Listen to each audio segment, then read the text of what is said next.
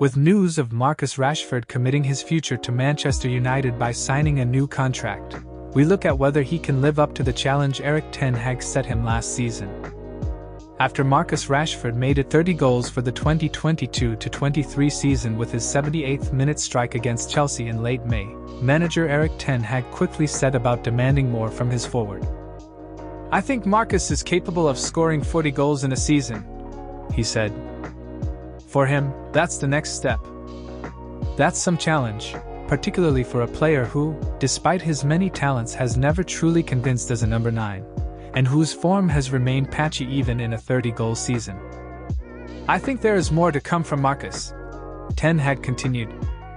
"There's a lot of room for improvement in his game, and I'm convinced he can score even more. When you take, for instance, the last 10 games, he didn't score many goals." Ten Hag is right in that there was an obvious slump in Rashford's form, a period during which there was clear room for improvement. There was a time earlier in the campaign when it seemed as though Rashford would never stop scoring. After coming back from the World Cup in Qatar, where he scored 3 goals for England, he hit 16 goals and got 4 assists in 17 games for United. At that stage, United were flying and there wasn't much reason for Ten Hag to go big on a forward in the transfer market. Rashford was playing so well and United were winning so many games that not only did it feel like a new signing was unnecessary, there was also the possibility that a new arrival would stymie Rashford's progress. United had a homegrown goal machine who was finally reaching his potential with the club he loved. What more could they possibly need? Back in late February, after Rashford scored in a 2-0 win over Leeds, United moved to within 5 points of leaders Arsenal, and for a few hours even went ahead of rivals Manchester City into second. There were even, debatable, suggestions they had moved into the title race. Soon after, however, Rashford's goals dried up. And so did United's form. They fell away terribly, and although they finished third, there was a time towards the end of the season when Liverpool fancied their chances of pipping United to fourth. There had been an over-reliance on Rashford's goals earlier in the campaign, and a 40-goal forward can't go through the kind of lull that he did. After that free-scoring run in mid-season, Rashford managed just 6 goals in 19 games up to and including the final game in the Premier League last Sunday. Looking at his 5-game rolling totals for goals versus expected goals, there was a significant period when he was outperforming his underlying numbers. But there were also times when he was underperforming, and there was a stark drop-off after February 19th. Clearly, that is the period when an improvement is needed, and when a 40-goal forward's goals simply wouldn't fall so dramatically. So, the question is, can Rashford be the goalscorer Ten Hag wants him to be? Firstly, it's key to point out that, even though the United manager played Rashford as a 9 for a decent chunk of the season and in many of United's biggest games against Man City, Arsenal, Liverpool, Barcelona, Chelsea and Tottenham, for example, it appears as though Rashford's future is on the flank. The persistent rumors about interest in Rasmus Højlund would suggest as much. But whether or not Rashford plays through the middle, Ten Hag wants the burden of goals spread around the team more evenly. He will be more aware than anyone of how much his team suffered when Rashford's form dipped. "What we need besides Marcus Rashford is one extra player with scoring abilities," Ten Hag said. "Whether it's coming out of our own squad or we have to sign one."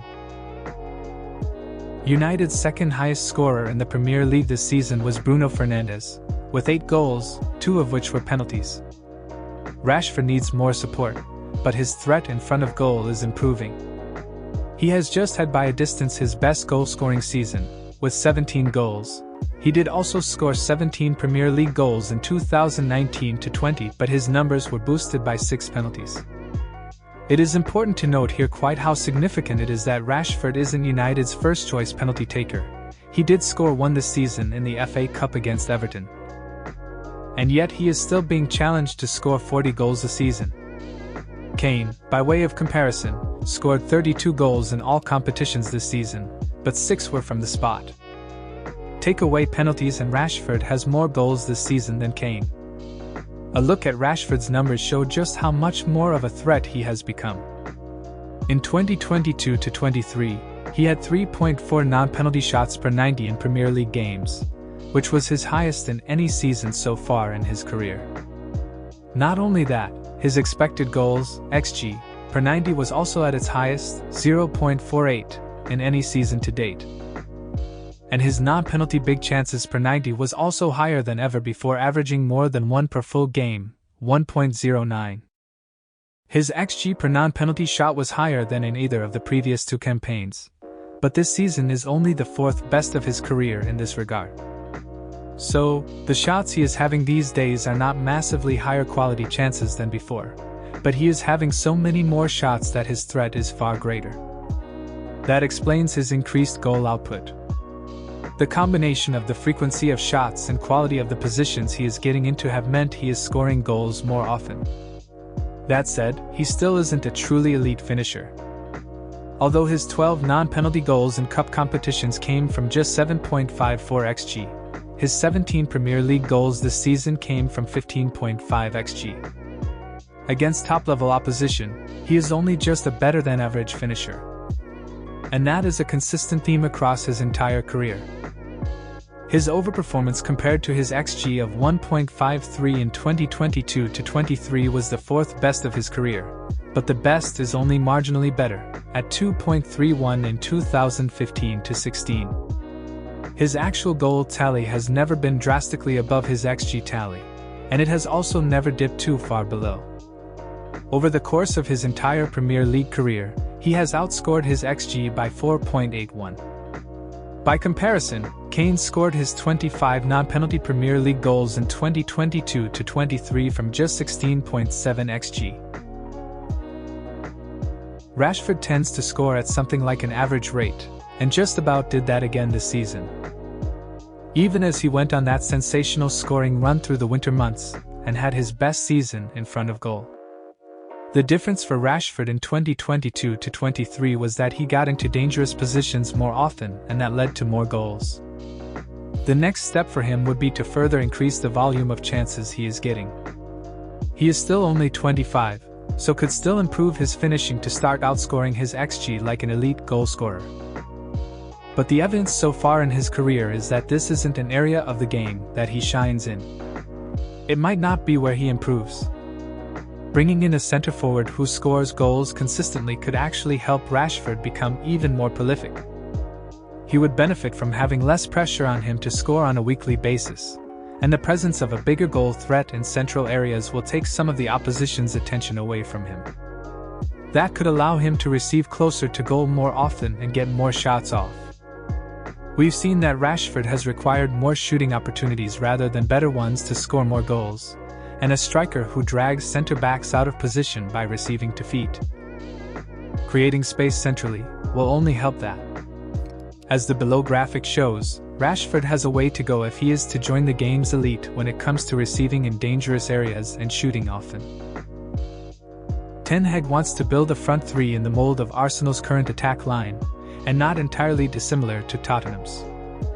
That will mean a centre-forward who is happy dropping to receive, such as Gabriel Jesus or Kane, a dribbler or creator on the right, such as Bukayo Saka or Dejan Kulusevski, and a quick, direct goal threat on the left, such as Gabriel Martinelli or Son Heung-min. With the addition of a number 9 who scores more goals than the functional but rather limited Wout Weghorst did, Rashford could become even more threatening. Whether he can ever make it to 40 goals is another matter, particularly considering he doesn't even take penalties for United. Sharing the load will only help him out.